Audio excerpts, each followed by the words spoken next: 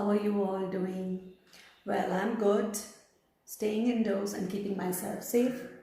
So, today, on a request, I'm going to be giving you the recipe of butter chicken. It's very easy, even the ones who can't cook will be able to make delicious butter chicken. So, let's get started without wasting any more time. First, we'll take quarter kg of washed chicken. It's freshly cut. In this, I'm going to mix a little bit of salt. So half a teaspoon. You can see this is going to leave its flavors and it's going to take in the salt. Now go ahead and put nice helping of 1 tablespoon chili garlic paste. A little more. After this, you have to go and add thick curd. If you have hung curd, you can add that.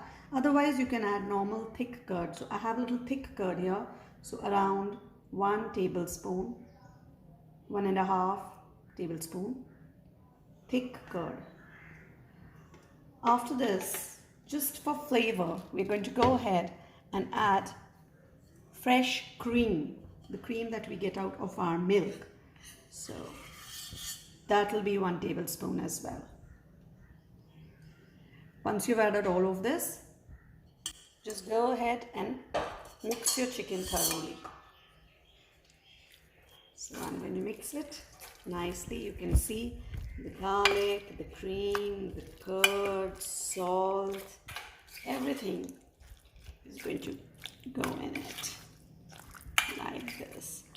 So this is my first marination, and this is going to be kept for around 20 minutes before I go ahead with my next stage. Friends, I have left this for almost half an hour and this is how it's looking.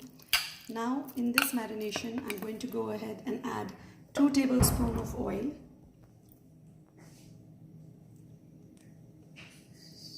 One and another 2 tablespoons of oil, followed by a little bit of red chili powder. You can also go for Kashmiri red chili. Since I don't have that at the moment, I'm just going for the regular red chili, so I'm going to add a little less and then squeeze in near about half a lemon for quarter kg.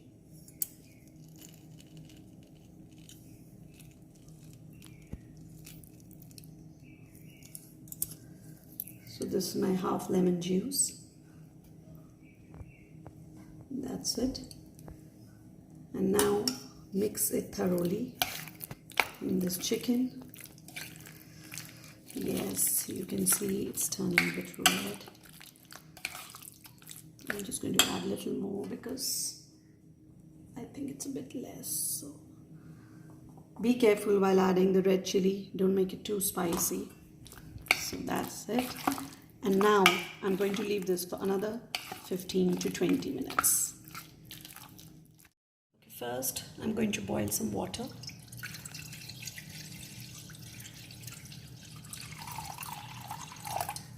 So we'll wait for this water to come to a boil before adding anything else. This is around 2 cups of water. Now the water has come to a boil, so I will go ahead and add around 4 to 5 tomatoes. You have to see the amount of tomatoes depending on the size, so mine were a little big.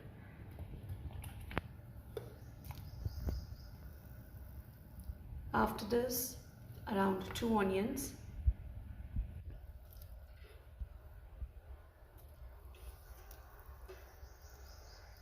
To this, we're going to add cloves, around 7 to 8 cloves, 1 big elaichi, little bit of cinnamon stick, 1 small green cardamom, a few peppercorns, 2 to 3 long, little bit of ginger, around 1 inch of ginger, and 1 bay leaf. And now We're going to cover it and let all of this boil till it becomes soft and mushy. Now we can see the tomatoes are becoming softer along with the onions. So I'm just going to open it and going to go and add a little bit of cashew nuts. This is going to give it a different taste. And since I have cashew nuts very few, so to the same thing I'm going to add around 1 tablespoon of pumpkin seeds. This is sunflower seeds. I'm going to add 1 tablespoon of sunflower seeds. This will do the same work as my cashew nuts. I'm going to make the gravy thick and give it a nice flavor. So just go ahead and shut it and now wait for it till it becomes. So friends, now you can see my tomato gravy is nice and ready. I'm going to check it and show you. Wow, you can see the tomatoes have really got soft along with the onions and the pepper and the spices, the garlic. Everything has become nice and softer and mushy. So now I'm going to switch off the gas and allow this to cool, and then go ahead and grind all of this in the grinder. So once you switch it off, another thing that I need to tell you, once you switch it off, you can take out this puree in the grinder, and in the same pan I'm going to go ahead and do my chicken. So the point to be noted is that you have to use the pan in which you want to make your curry. In that pan itself, you should go ahead and boil these tomatoes. So I've switched off the gas. You should go ahead and boil the tomatoes in the same pan in which you want to make the curry. And in the same pan, once I remove these tomatoes, I'm going to do the chicken here itself. So when the chicken is done, it's going to leave all the flavors in the pan.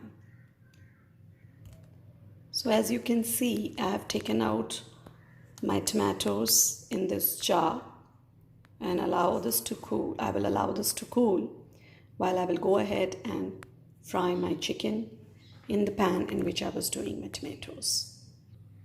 This is my chicken and this is how it looks after the marination is done. So you can see it's nice, the colors, see, you can see the ginger garlic paste. So this is how it's going to look, and you can get all the aromas in it. I've put my pan on the gas. I'm going to go ahead and put a bit of oil.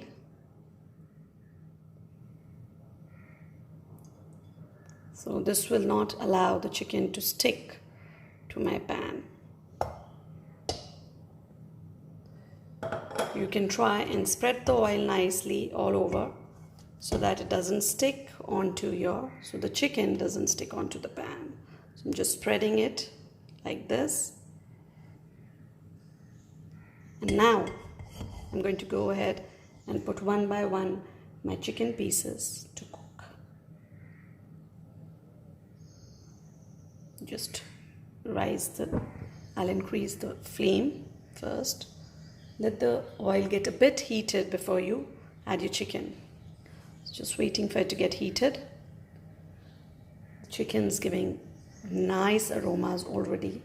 I'm sure it's going to taste yummy once it's fried. So, okay friends, now my oil is heated. Don't worry, your vessel will burn a little bit because you had your tomato gravy in it. The oil's heated, so I'm going to go ahead and start adding my chicken to it. You can hear the crackling sound. I'm just adding one by one how many other pieces that's possible. See? And I want to turn it till one of the sides are cooked. So you see.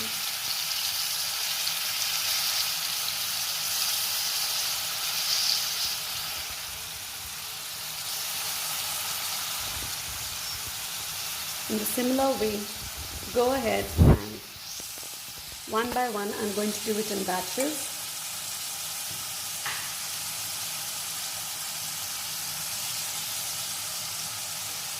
You can see it's getting cooked. Once the bottom is cooked, I will be flipping it over with the spoon.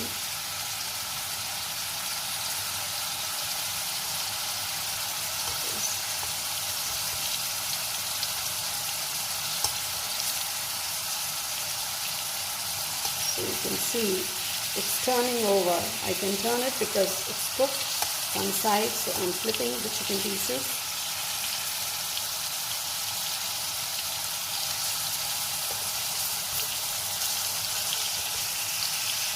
Once one side is cooked, it will leave the pan. Then you can flip it over and wait for the other side to get cooked.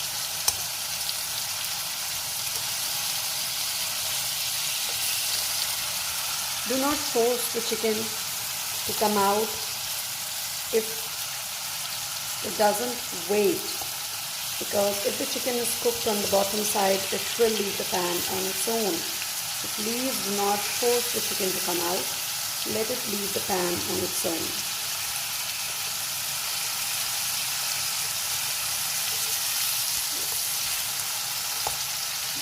You can see the chicken is getting cooked. It's done from one side. You have to ensure that it gets cooked from both the sides. So like this, you need to cook your chicken in the same pan in lots, because together in one pan you won't be able to cook it. If you want, you can use a different pan as well, but I prefer to use the same pan because it will leave all its juices in this pan. Now you can see both my sides are cooked and I'm able to freely move this chicken in this pan. So I'll just leave it for a minute or two and then I'll take it out before I go ahead and do my other batch. Similarly, do all your chicken. Now that my puree is ready, I'm going to go ahead and strain it in a container slowly. So nicely you have to strain it till only the skin of the tomato is left, and I will show you once I have strained it. Okay friends, now this is what is left after having strained the puree, and this is my tomato puree. So this is my fried chicken. I'd taken out the bay leaf before making the puree of the tomatoes. Now I'm going to keep my pan on the gas on sim. I'm going to go ahead and add Amul butter. A tablespoon of Amul butter. Allow it to melt. Just a little bit of ginger garlic paste for flavor. Sorry. 1 slit green chili. A little bit of turmeric. Little haldi. Little bit of red chili powder. Since we've already added little in the chicken, so less. And a little bit of salt. Just mix it. To this we're going to add our tomato puree. Once the puree gets boiled, go ahead and add our chicken to it. Also going to add the bay leaf that I'd taken out earlier. That's it. Now mix it nicely. I'm going to cover it for the tomato puree to boil. In 10 minutes you can see that my tomato gravy is ready. So I'm going to add a little bit of kasuri methi, that's fenugreek leaves. Just a little for flavor. So you can see. In this gravy you can also taste a little and adjust your salt and chili. So this is little. Don't put too much, it will become bitter. And now go ahead, mix it. And now to this, we're going to go ahead and add our chicken so that it gets cooked thoroughly.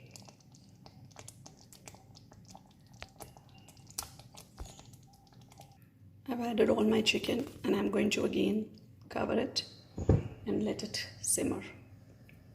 After covering, and let the chicken get and absorb the gravy. So you can see the chicken is getting cooked in this gravy. I'll let it come to a boil and maybe around 10 minutes, and then I will open and check whether it's ready to eat. My butter chicken is ready, and I'm going to just add in chopped coriander and mix it up. And after this, if you wish, you can just add a little cream for garnishing, and it's yummy to taste.